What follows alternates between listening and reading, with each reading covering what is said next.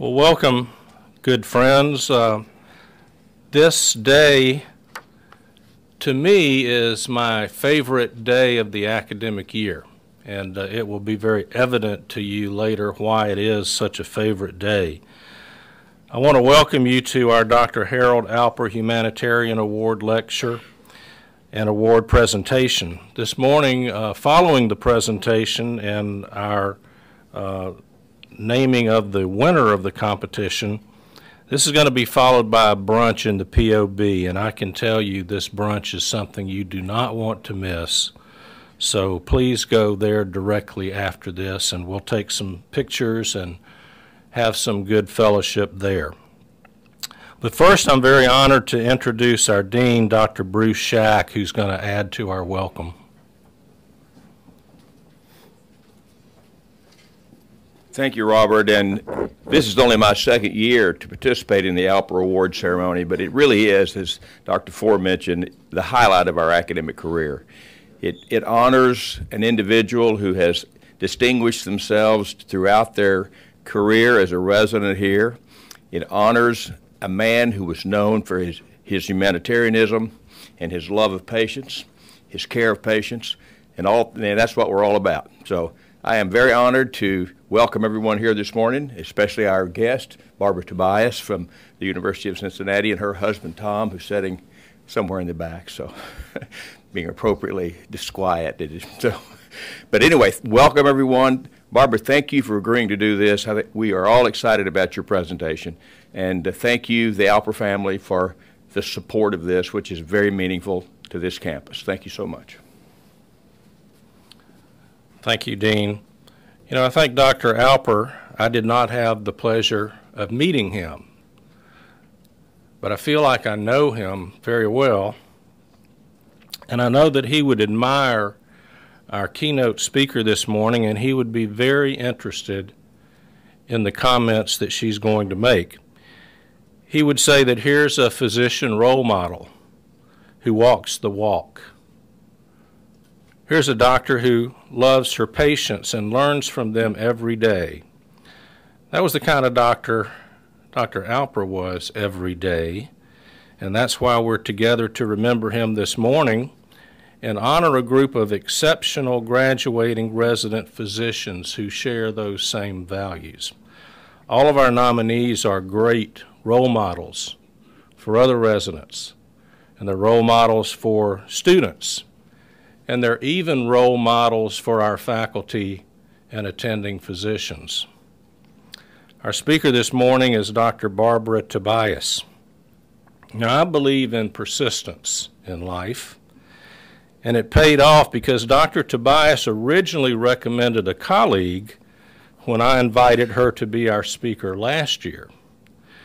Well, her judgment was perfect, and we invited Dr. Robert Neal last year from the University of Cincinnati, someone she sees frequently and knows very well, and his presentation was just what the doctor ordered.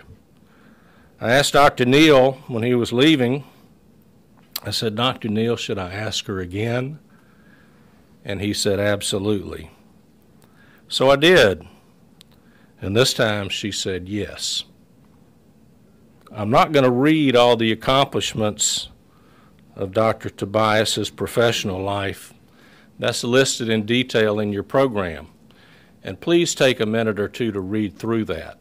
It is very, very impressive.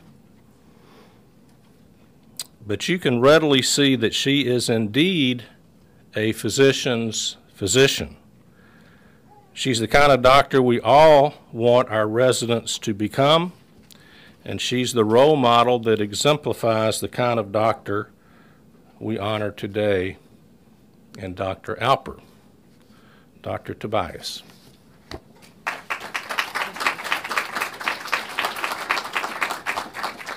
Well, thank you and good morning. Welcome. That was wonderful. Congratulations to the 2018 nominees. We had a lovely dinner last night and got to speak to a couple of them. But first, I'd really like to thank the wonderful family of Dr. Harold Alper, Dr. Ford, the Dean and the University of Tennessee Health Science Center College of Medicine, Chattanooga, for this opportunity to share a few thoughts and stories as you recognize your heroes with the Dr. Harold Alper Humanitarian Award. I'm humbled and so very honored to be here. Dr. Four and I have been emailing now for a couple of years, and a few months ago, I think I said I'd really like to learn about Dr. Alper from his family. And so Dr. Four made that connection, and last Sunday, between the Lady Vols and the UC Bearcats' frustrating defeat, I had the chance to talk by phone to Dr. Ches Alper, Dr. Alper's son. And Ches said, in his words, that his dad epitomized the humanistic physician. He described his dad as a gentle, humble man, never raising his voice. And starting at 5 years old, Ches accompanied his dad on rounds. Ches remembers that his dad treated everyone with dignity and respect. One of the best stories was one that I heard last night from Carol and Ches Alper. And Carol started the story. She said there was a little girl who was about to have a tonsillectomy, but she didn't want to get on the gurney. And when Dr. Alper asked, is the patient ready, the nurse said, she won't get on the gurney. So Dr. Alper asked if he could talk to the little girl. And the last vision was really Dr. Alper and the little girl holding hands, walking together to the OR. Ches described his dad as a lifelong learner and a constant learner.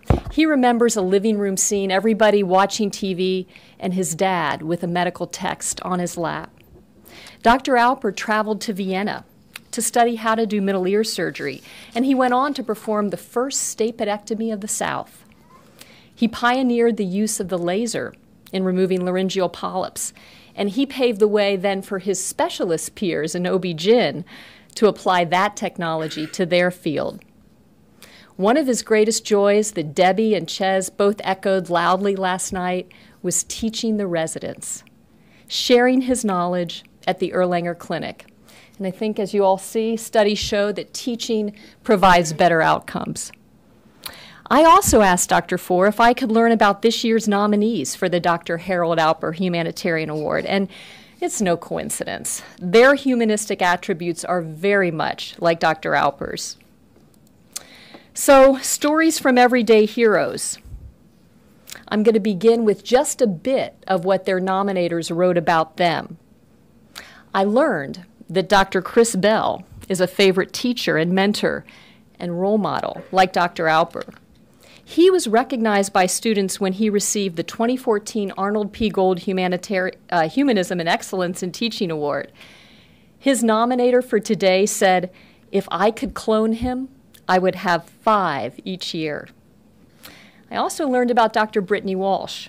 She cares for patients with compassion and sensitivity, using language that's kind and gentle and comforting, very much like the way Ches described his dad's gentle voice. I learned about Dr. Joseph Joey Bowen. His nominator describes him as having the highest level of integrity, selflessness, morals, and compassion. He cares for not only the physical side, but the spiritual side as well. And he mentors and ministers to underprivileged youth. We got to hear from Dr. Lauren Fox Bergvin last night. Her nominator described her as approachable, trustworthy, competent, comforting, and wise. And perhaps the highest compliment, the doctor you'd want for your own children. And I got to speak with Dr. Zeneb Meshach. She helps the poorest of the poor in Haiti. Her nominator said she's recognized for teaching both her peers and students, teaching and reflecting in Dr. Alper's model of teaching. And Dr. Jennifer Samuels, her nominator described her ability to listen empathetically and respectfully to deeply frustrated and fearful patients and family during those intense times of life and death, never missing an opportunity to demonstrate compassion, even in the face of conflict. And Dr. Caleb Steffen was described as a servant leader, starting as a student, showing compassion for each individual They're stories of him bringing fresh coffee to the nursing staff. His passion and heartfelt concern for public health propelled him to champion legislation to reduce children's exposure to violent video games. And I understand he's now given 2 grand rounds in an editorial that appeared on Sunday on the same topic. But his nominator said, humanitarianism is in his genes. And Dr. Case Tedder, who, I love this word, is described as a force multiplier for compassionate, high-integrity medical care to those most in need. His nominator described a story where Dr. Tedder's careful review of a workman's comp case that allowed the patient to return to work with full compensation for the injuries that he sustained. The patient's family was so grateful, they sent him a handwritten thank you note as well as a Christmas gift. I have little to teach you all. You all are very much everyday heroes. And you guys, you make it look easy. Well, shouldn't it be? Aren't healing and humanism synonymous? What other field is so intensely human? What other profession is more intimately involved with humans at every milestone, age, and life event? The privilege of serving people when we're most vulnerable and fragile. With our magnificent medical education that includes teachers and role models like Dr. Alper, patients give us the benefit of the doubt. They give us respect and trust. With that comes shared and collective responsibility to champion and advocate for the health of our patients and our communities. You guys are the proverbial choir, so you might understand why it's a little intimidating and scary to know where to begin and end in a talk to and about physicians on humanism. So, like most of you, when I'm stuck for inspiration, I turn to America's Health Insurance Plan Smart Brief for my daily quote of courage as I forge ahead. So, Bertrand Russell, to conquer fear is the beginning of wisdom. So the wisdom I found really is in the elegant shadow of Dr. Alper, his family, and all of you, whose daily acts of compassion reflect the humanism that's in your genes and in your bones. Indeed, humanism is in all of our bones. So my epiphany came, as a serious woman of science, while driving to work, I listened to Audible, the recording of Neil deGrasse Tyson's book, Astrophysics for People in a Hurry. Anybody listen to that? The author poetically and succinctly describes that precise moment before the universe was born, 13.7 billion years ago, when all the space and all the matter and all the energy of the known universe was contained in a volume less than 1/trillionth the size of the point of a pin, offering the reader and the listener a view of the cosmos that reassures us we're all made of the stuff of stars. We're the universe, and the entire universe is in us. So it wasn't easy to find a definition of humanism that encompassed all of Dr. Alper's qualities and all of yours. But I offer this one from a small batch solid milk chocolate candy bar that I received as a holiday gift. Humanism, the understanding that though we're all different, we're all made of the same exquisite stuff. So over the next few minutes, I'd like to cover these objectives. We're going to talk about the common habits of humanistic physicians. We're going to explore those internal and external challenges for maintaining our humanism in the practice of medicine. And I hope at the end of this, you're inspired just a bit to recognize our shared humanity as we each further our commitment together to the advancement of health and healthcare. Okay, so let's check off objective number 1. Habits of highly humanistic physicians. We'll unpack this. This list came from a 2011 University of Pennsylvania study where, unlike this process, it was the residents who were asked to identify attending physicians who exemplified humanistic patient care, really a reverse of the Dr. Alper Humanitarian Award process.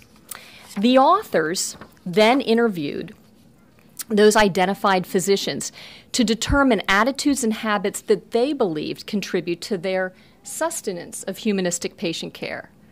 It's no surprise that these 6 habits are reflected in our nominees' letters and Dr. Alper's model. Humility. Many of the nominating letters talked about that quality. The platinum rule, being there, self-reflection, teaching, and probably most important, self-care. So we'll start with humility. Approaching patients with a sense of humility, and what I think is really important to emphasize, real curiosity about their lives, especially towards those patients to whom it may seem difficult to relate. Does anybody know what the platinum rule is? Come on, you guys. So what's the golden rule? Perfect. Do unto others. So the platinum rule is a step beyond the golden rule. It's treating others how they wish to be treated, injecting that humility and curiosity, and being there. Being there is seeing our role as not merely taking care of the medical aspect of our patients, but witnessing and helping our patients through their life struggles, being there with and for the patient.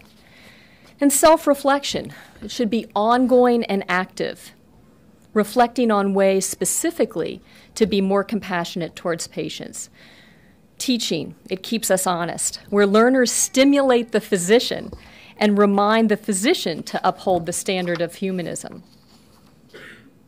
And self-care, practicing mindfulness and other spiritual practices. I want to share with you something that happened 2 days ago. We were in a meeting of leadership in our department. My colleague, Andy, stepped out. He asked to speak with my other colleague, who's psych family medicine, who then brought me in the room. Andy had broken down. He said he couldn't go on anymore. He had active suicidal ideation. We quickly got into gear. My colleague, the psychiatrist, arranged for admission. I drove Andy to the hospital. My chair contacted the clinic.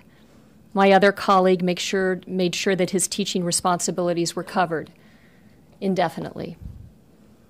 I just got an email yesterday, Andy's going to be just fine. But I was never so proud to be a part of a team that took care of each other. That's what self-care is. Hillel, an ancient Jewish scholar, said, "If I'm not for myself, who will be for me? If I'm only for myself, what am I? And if not now, when?" Recognizing the mutuality of self-care and community and the urgency of right now. This isn't new information, it's old. The letters written on behalf of the nominees almost make these exceptional qualities seem commonplace. I would venture to say that the nominators, like proud program directors everywhere, recognize many of these wonderful qualities in the vast majority of their learners. And yet, this award and Dr. Alper's example recognizes that often humanism is the exception in medicine. So we have 2 children, and when I told my 28-year-old son, Ben, who's chosen a legal career, not a medical one, that I'd been asked to come to Chattanooga to give a talk on humanism to physicians, he asked with just a tinge of playful snarkiness that's matured to an art form, "Mom, really, why do doctors need a talk on being humanist?" So, as is true for most of my son's thoughtful questions, I didn't have a quick answer. If we agree that humanism is intrinsic to healing and that our shared humanity is celebrated in the practice of medicine, and as humans we're made of the same cosmic stuff as our patients, why is this so hard?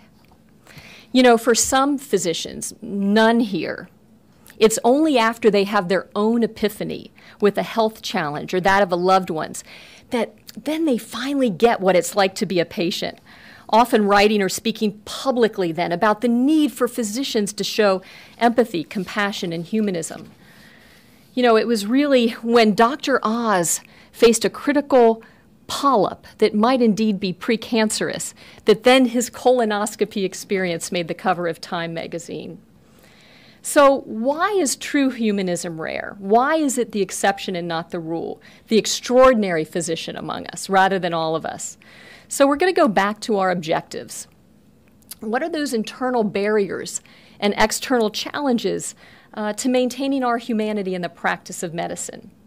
So let's start with the less personal.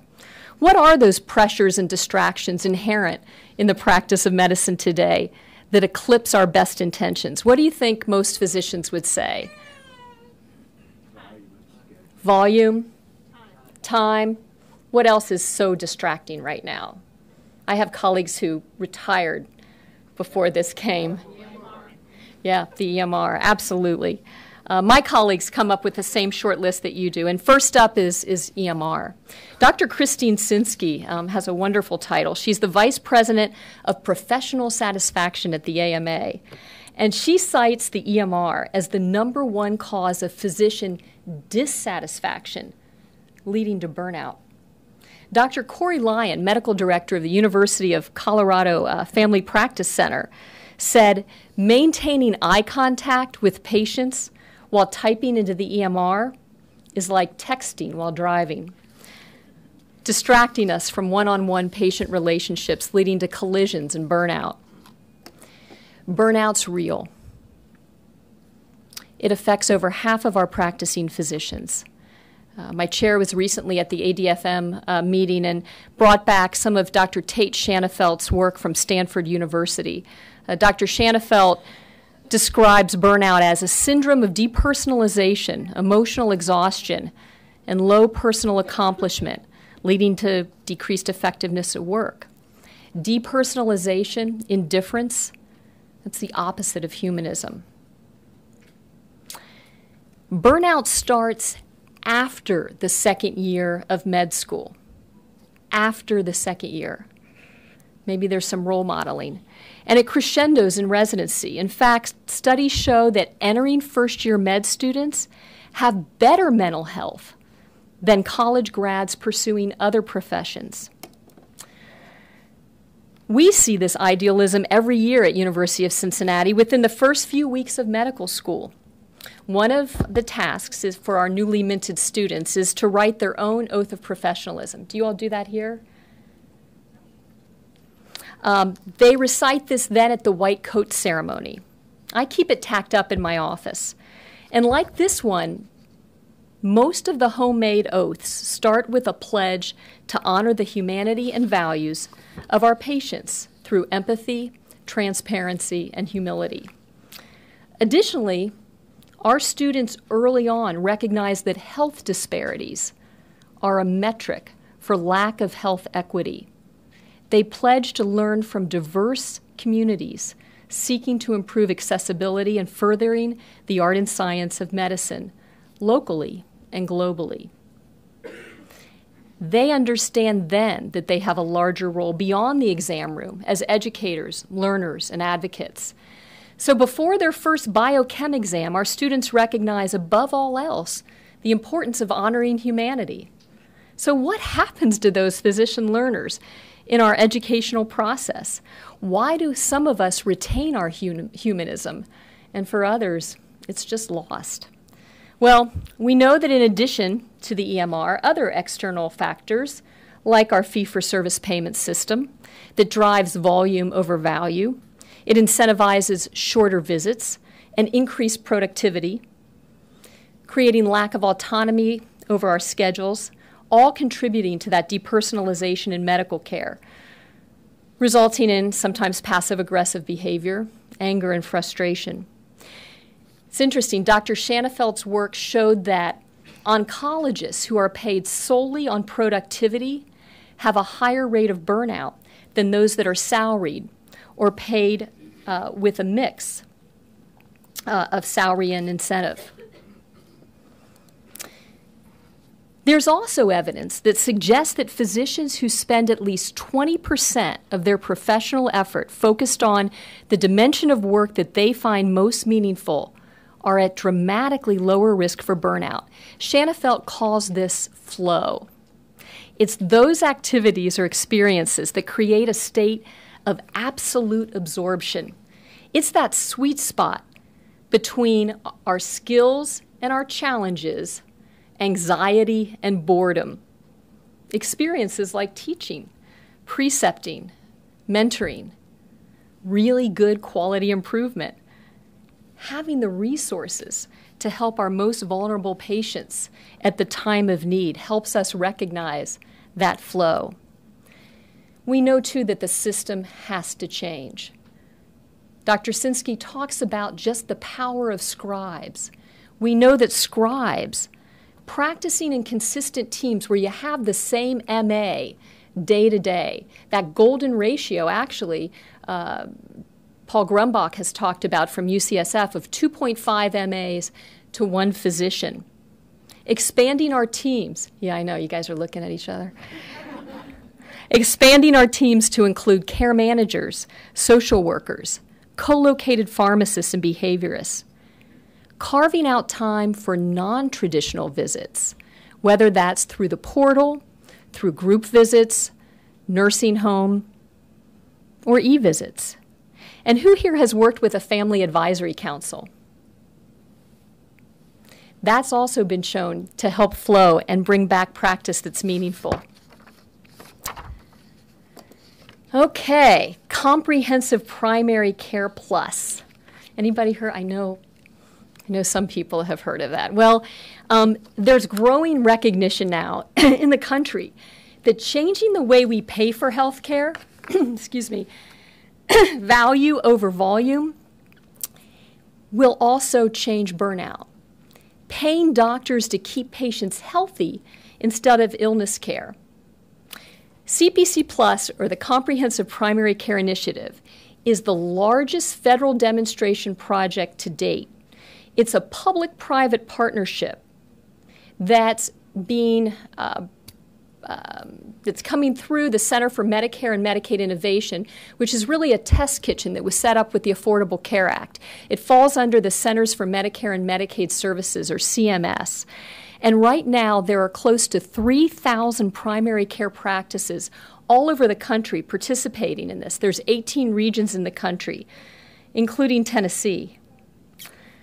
Part of my day job is supporting CPC Plus. So our team in Cincinnati has a contract through CMS to support the Ohio, Northern Kentucky region. We've got the largest region, 560 practices and 14 payers. You guys have this too.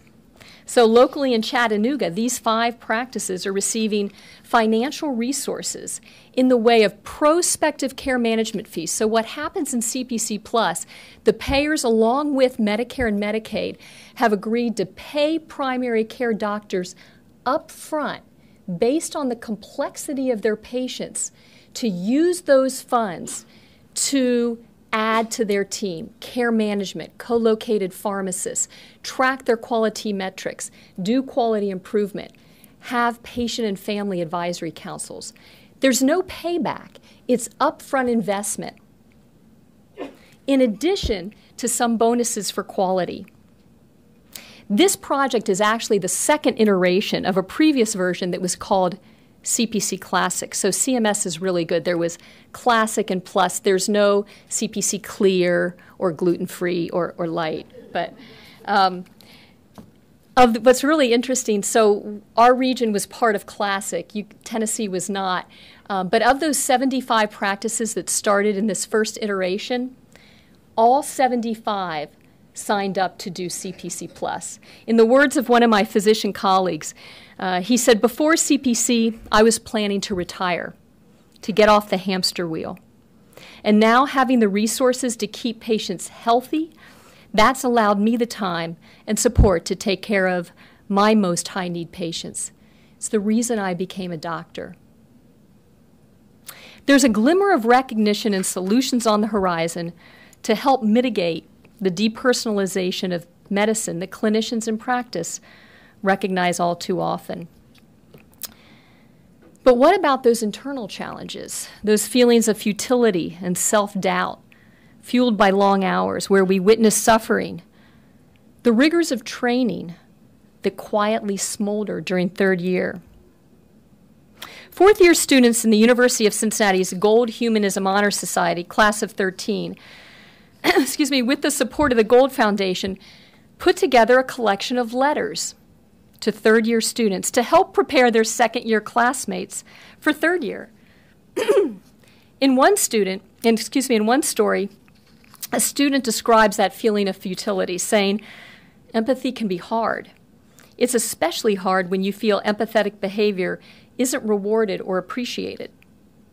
Through his third or fourth year, he realized students, attendings, and nursing staff were just run ragged, trying to juggle serious patient care and safety, distracting them from the little things. The student goes on to advise in his letter that a glass of water or a blanket to a patient is always appreciated, a reminder that sometimes the least complicated is the most valued. Another student described the grueling experience of long inpatient months, saying, "I think the worst part is how useless you feel. Your notes don't count. Your presentations are interrupted. You can't put in orders. The terrible realization that what we do doesn't matter." She writes about her helplessness in caring for a young schizophrenic man in his first psychotic break in college at the age of 21, and the 20-year-old's motorcycle accident, who, unable to speak with tears of frustration streaming down his face. So, is it feeling overwhelmed and powerless in the face of suffering that we lose our humanity? Or is it more internal? One of my husband's favorite stories that he likes to remind me of is that of the Roman general on parade driving his open chariot after a victorious battle. And running alongside is the slave, whispering in his ear, saying what? "And remember, you are mortal," to remind the general exactly of the fleeting nature of success. So by the same token, when we inevitably fail to cure or relieve suffering, do we need to be reminded of our humanity, that we're mere mortals? Or maybe we set these possibly high goals only to feel like failures in the face of human frailty. This slide comes from Glenn Gabbard from 1985. It was published in JAMA. And Dr. Gabbard describes this maladapted cocktail that creates this physician personality. He calls it the triad of compulsiveness, a bit of self-doubt and guilt coming together with this exaggerated sense of responsibility. It sets us up for a confirmation of our worst fears, the imposter syndrome. Imposter syndrome is so common in our learners at UC that when they started doing podcasts, that was the inaugural podcast. Imposter syndrome is alive and well in practicing physicians too. It was even a tabletop conversation at our department holiday party this year. Dr. Suzanne Coven describes the imposter syndrome in a letter that she wrote to herself. It was published last year in the New England Journal of Medicine.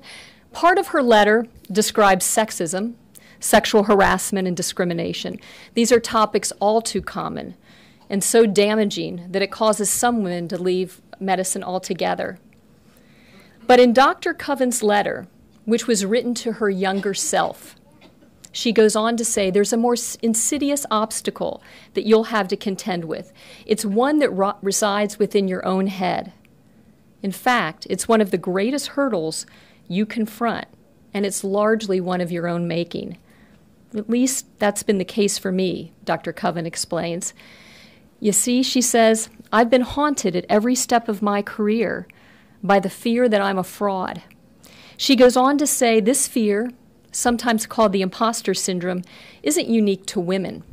Your male colleagues have many moments of insecurity where they're convinced that they alone among their peers are incapable of understanding the coagulation pathway or tying the perfect surgical knot or detecting a subtle heart murmur.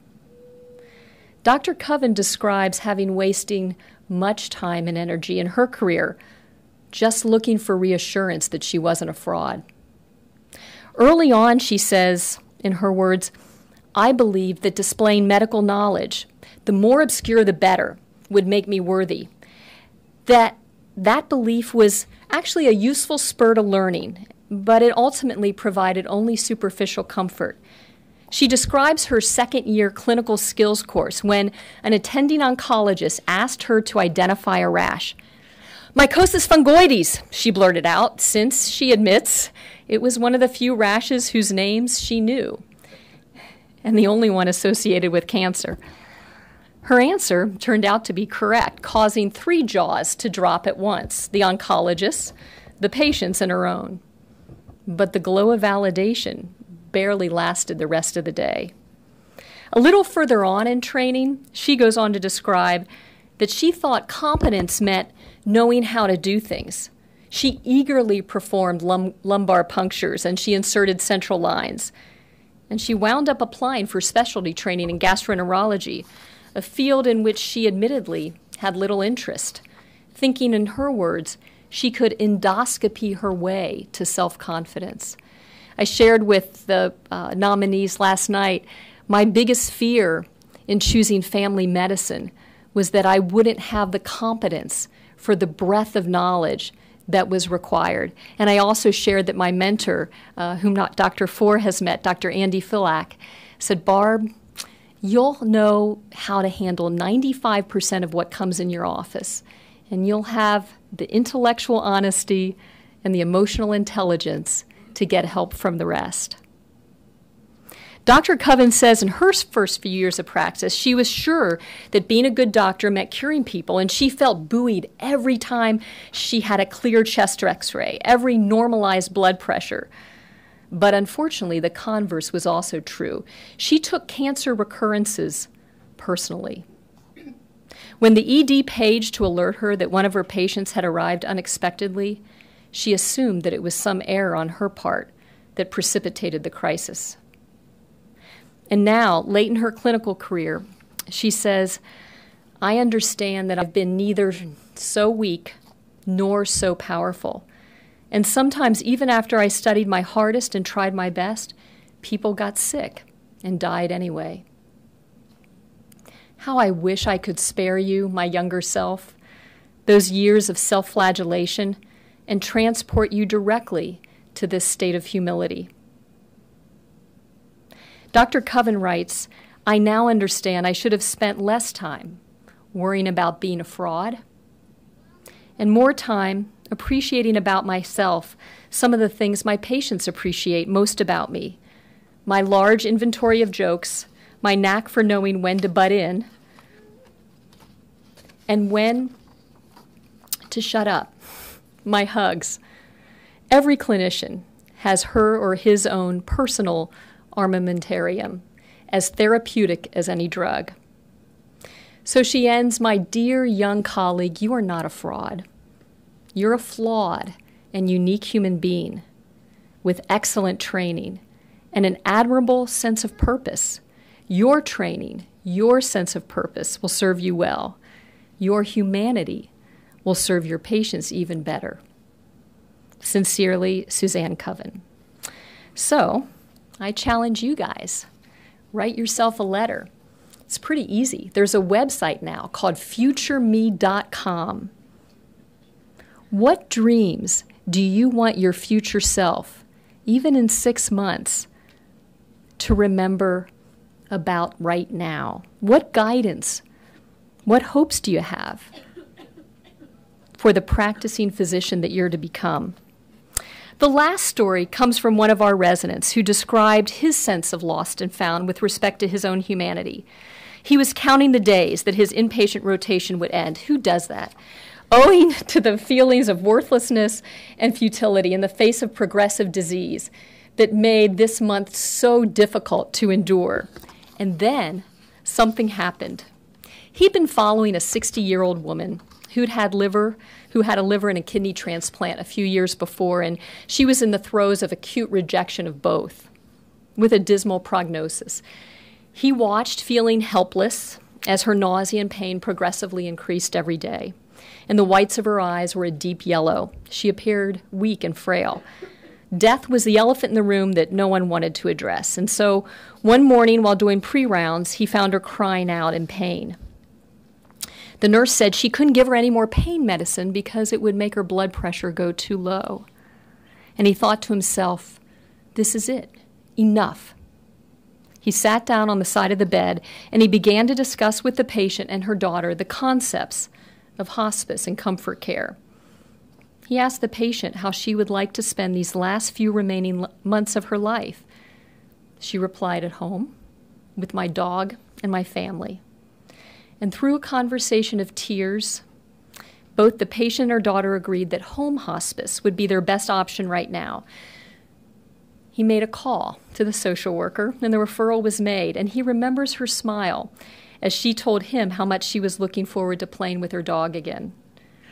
She looked weaker and more frail, but there was a sense of peace about her that hadn't been there before.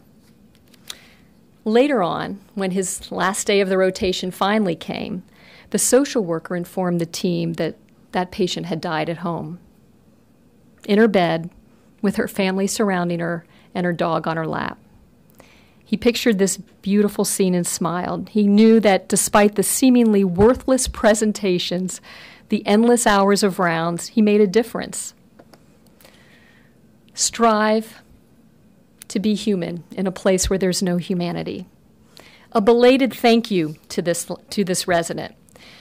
Well, you guys probably have had this experience too. You hear about a disease or an unusual illness that you've never heard of before, and then all of a sudden you start hearing about it all the time. Well, when I started to prepare this talk for humanism, suddenly I was seeing humanism everywhere. In fact, yesterday I got an email.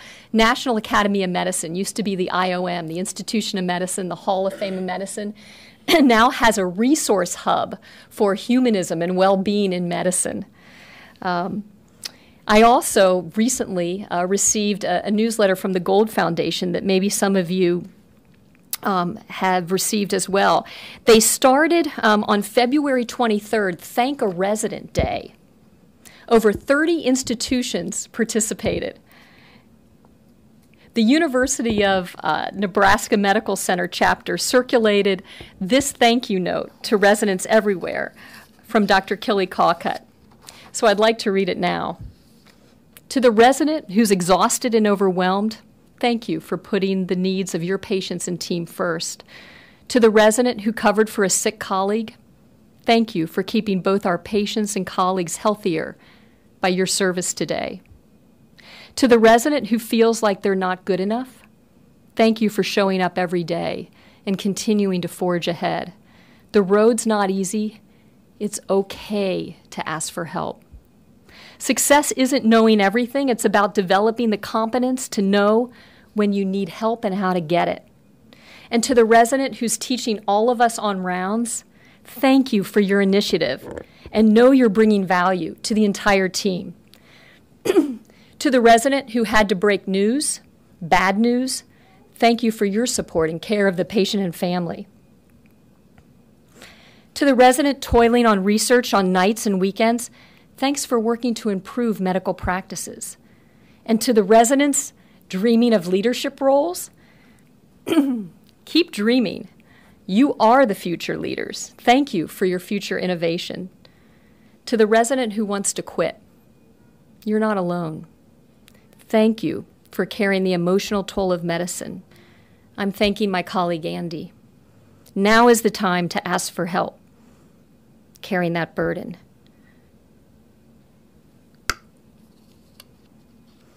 Please talk to someone. Seek mentorship and help. Thank you for your bravery in doing so. To all the residents working around the clock in hospitals and emergency rooms and clinics, thank you for being part of this healthcare team. Thank you for your dedication, your blood, sweat, and tears. We need you, we appreciate you, and we're not always expressing this as often as we should. We are so grateful for you. And so, our last objective.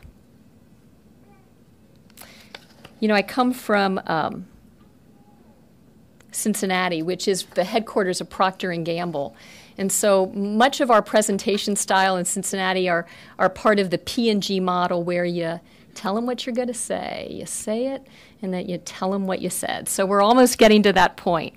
Our last objective: inspire participants to recognize our shared humanity and their individual commitment to the advancement of health and healthcare. This is really about our larger roles as champions for optimal health, not just for our patients, but for all people.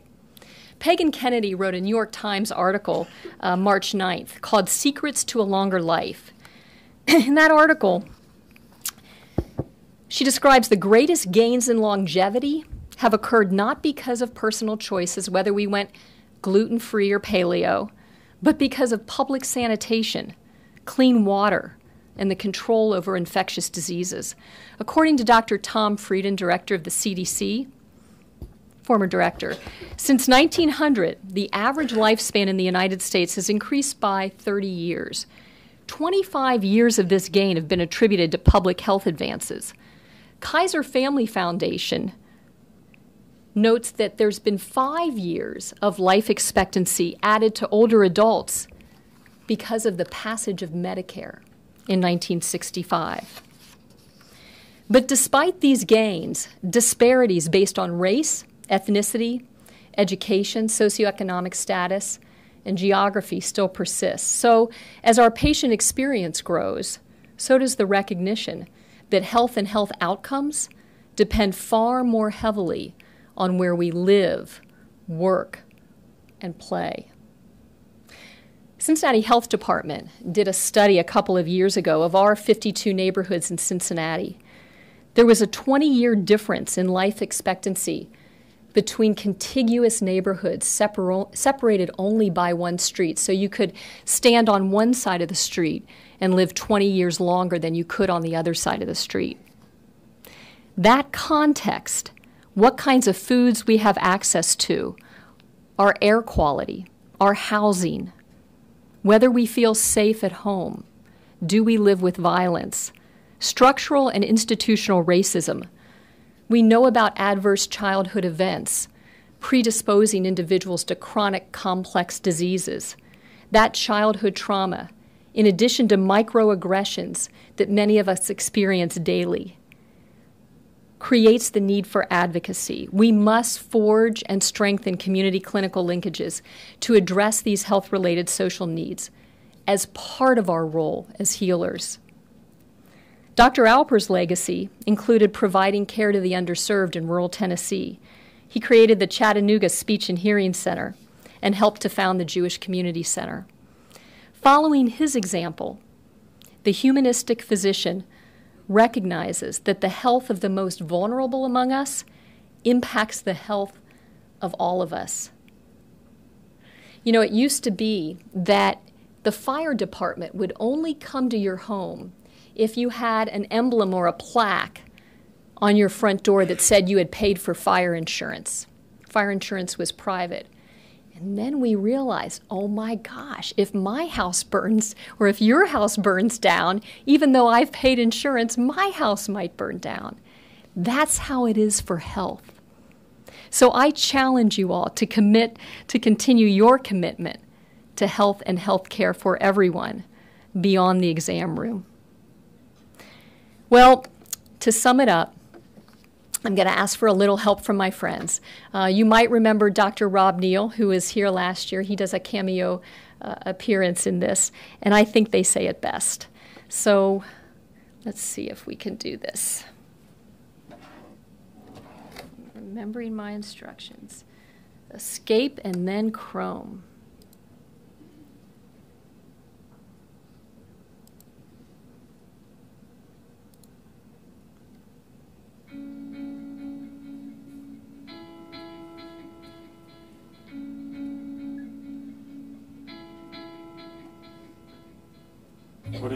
That's a great question. There's no one single answer, but If I had to answer you, I'd say it's this.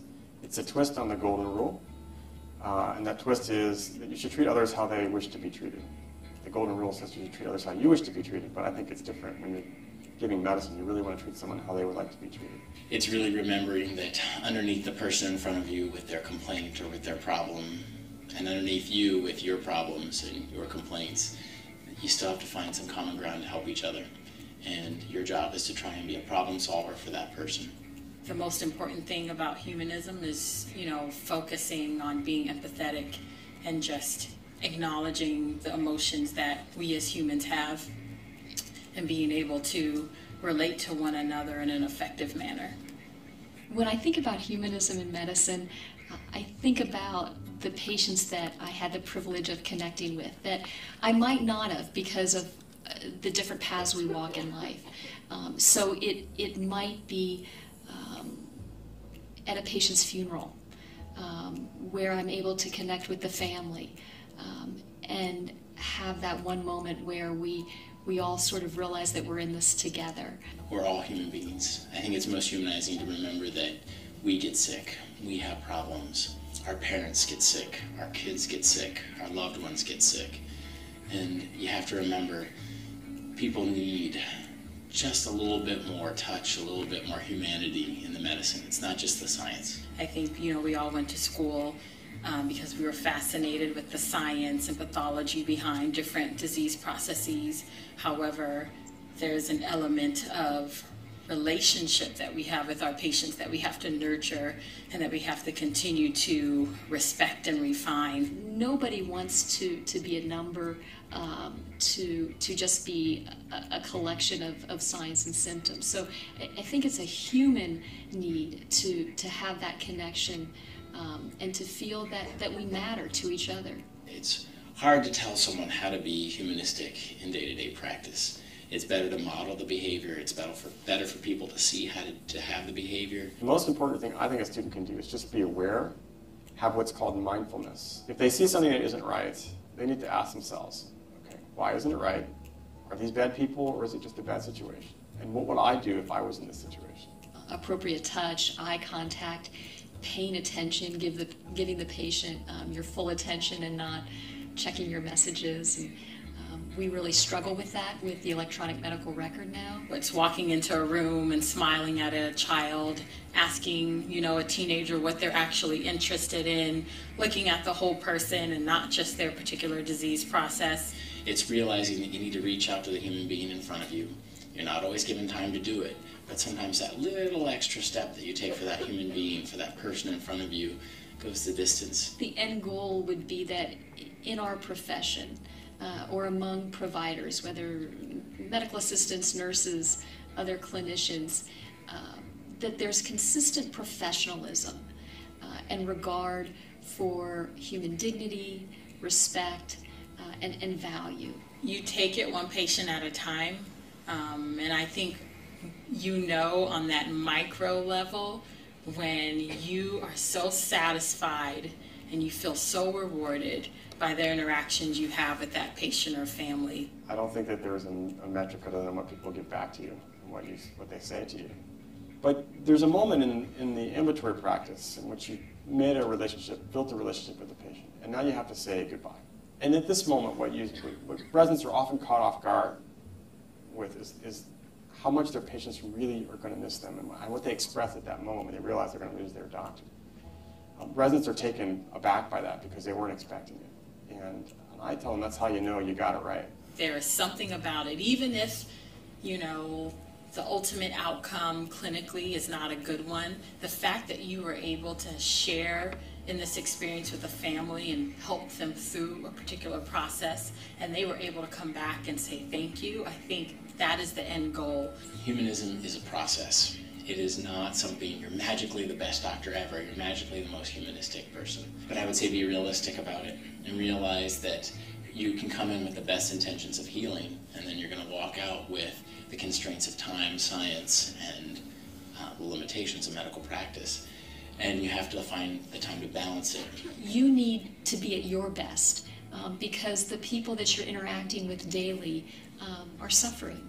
So figuring out how you can decompress, remembering what you like to do before you went to med school. I think if you hold on to all those things that makes medicine so special, you will always try and be patient-centered. You know, it can be exhausting, the hours are long, but what we do is a privilege. Your most important tool is your therapeutic bond with the patient. And so you need to recognize that you develop that relationship not just the times you're with people, but all the times in between where you can be counted on to be there for that patient. Being patient, very, very important. Try and be patient with your fellow physicians and doctors along the way, students, residents. Not everyone is as perfect as you are, and it's hard to realize that. What I might think is the purest form of humanism or altruism might not be the same for someone else. I think the opposite of humanism is disregard or indifference. And I think that is negative. It's not, you can't just prescribe medicine and be indifferent to the person who's before you. So if you go to the grocery store and your pager goes off when you want to be grocery shopping and you have to be a physician, how you feel about that moment will probably define much of your career. Are you annoyed? Are you mad that they're still bothering you? Or are you accepting that this is the role you chose? The most important thing about humanism as it relates to medicine is being patient-centered. Without that element, it's hard to be, show humanism as it relates to patient care. The hardest part in medicine is making time for yourself, and a lot of doctors don't get that. If you don't take care of yourself, you get sick, you get all sorts of other stuff. You don't cut your hair, you don't spend time with your loved ones. You're no good to anyone if you haven't taken the time to actually be with your loved ones and appreciate being a human yourself. Being a physician is an incredible privilege. I'm so grateful and humbled to be able to be a part of patients' lives. You can't go home every night feeling everything a person feels like an empath. You get torn up, but you need to respect it. Sometimes you got to let yourself go there. So that's what I do. When I'm walking into a room, walking to an encounter, I try to think, in my best moments, I try to think, okay, what is this person feeling, and how can I help?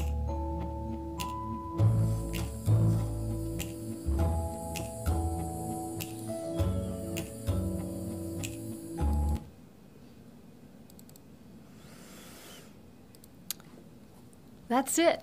So just a few thank yous and acknowledgments, certainly to the family of Dr. Harold Alper, and to those also who inspired me that aren't in the room. Congratulations to all the nominees. I'm grateful to be a part of this wonderful celebration.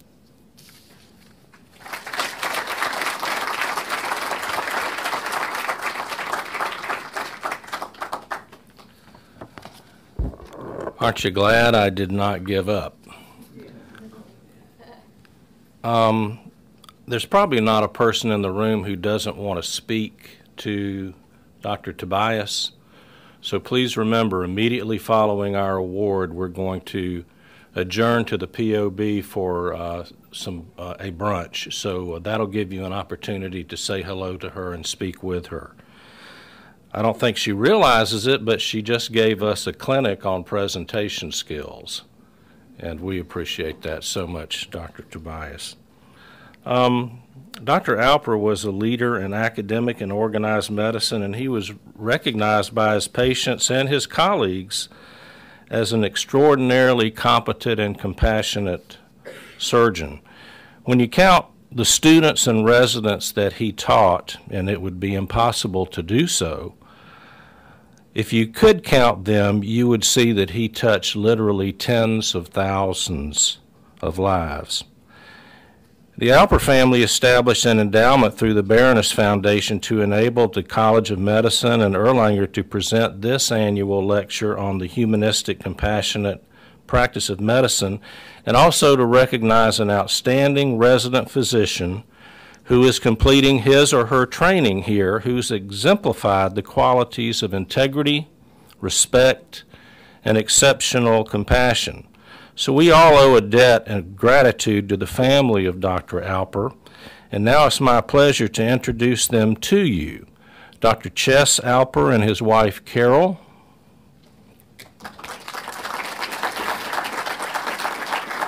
Sister Debbie.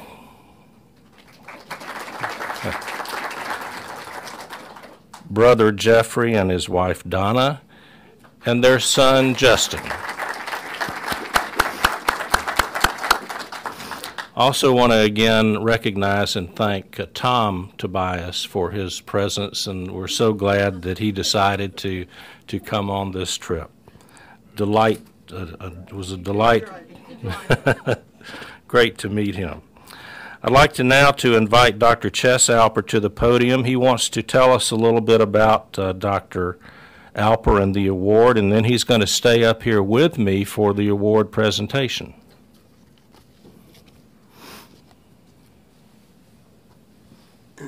Thank you, Dr. Foer. I mean, you've heard everything about my dad. I think what Dr. Foer said, Dr. Tobias, I can't really add too much to that, other than the fact that towards the end of his career, he talked about how he really was disappointed in the fact that because of new, whether it's insurance requirements, regulations, whatever, that he felt like they were taking the art out of medicine, practicing medicine. And he said, it's more than just your knowledge. It's more than what you learn. Remember that as far as every patient's concerned, you see, they are your only patient. They think that they are your only patient. If you can make them feel that way, then you'll be successful. So with that in mind, I think those of you who knew my dad know why we've established this award. My only regret is that all the nominees can't be awarded the award this year, because you certainly deserve it. I want to thank Dr. Tobias for coming down. Wonderful presentation. Her husband Tom for driving her down and getting here safely. Dr. Foer and all of his staff. Dr. Foer does an outstanding job every year of finding speakers.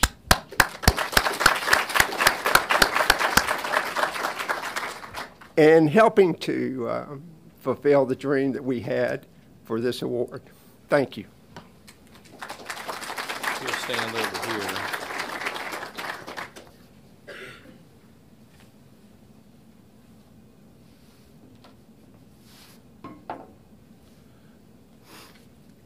Now we'll introduce and honor our nominees. When I call your name, please come down. Dr. Alper will give you a certificate, and please stay up front, and we'll line the front and then introduce the winner. So our first nominee is Dr. Christopher Bell from surgery.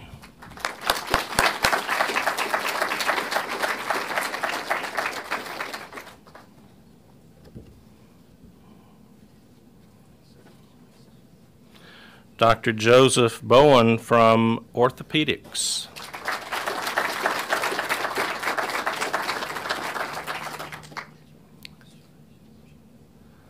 Dr. Lauren Fox Bergvin from pediatrics.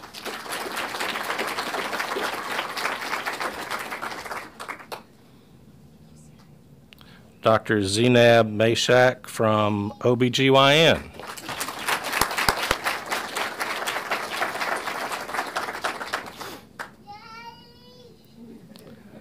Yay.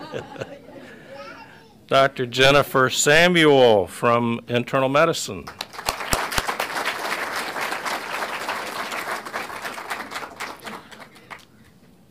Dr. Caleb Stephan from plastic surgery.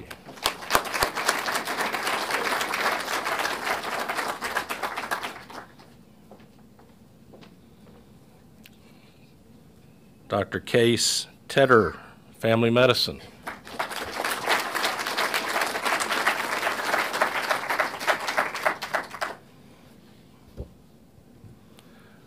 Dr. Brittany Walsh, emergency medicine.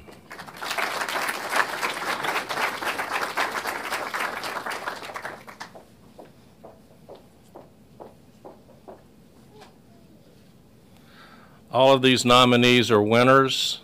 They're going to be, they already are extraordinary physicians, but there can be only one winner. And that is Lauren Fox Berger.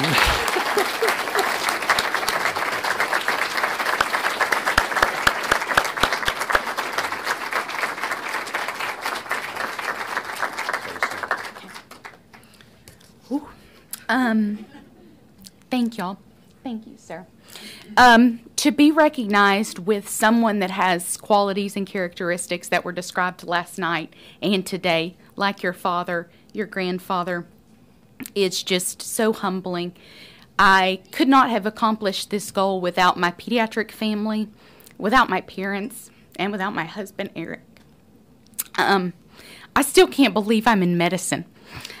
Every day I'm so thankful for that. I'm thankful that no matter who you are, where you're from, how much you have, or how little you have, I get to take care of people the way I would want to be taken care of. And I get to practice pediatrics, which is my absolute favorite, because people give us their most prized possessions and say, help us, help me take care of them. And so I'm very, very thankful. Plus, joy in pediatrics. Thank you.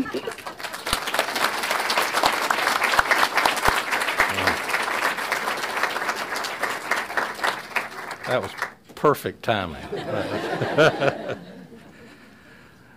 We could not have done this today or any year without the help of the Dean's office. I want to thank Jamie Gilbreth, Bill Reynolds, Liz Jones, Pam Scott.